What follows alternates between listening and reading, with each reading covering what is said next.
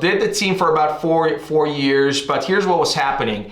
I would bring on agents that were either new or struggling, and some of them didn't work out, but some of them also actually after about a year or two started closing 20, 25, 30 transactions a year.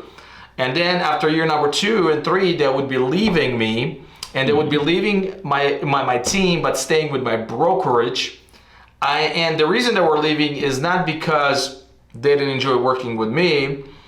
They were leaving because they didn't see the opportunity for growth within a team. They want to start their own teams. They want to build their own brand. They didn't want to pay 2 commissions, one to the team leader and one to the broker, right? So I would be losing these agents, and to replenish those agents with another high producing agent stuff, right? So you have to start from the scratch. You got to start from bringing in the brand new agent or a struggling agent, and it takes a year to 2 years to develop that agent if you're successful developing that agent. A lot of times it's hit and miss.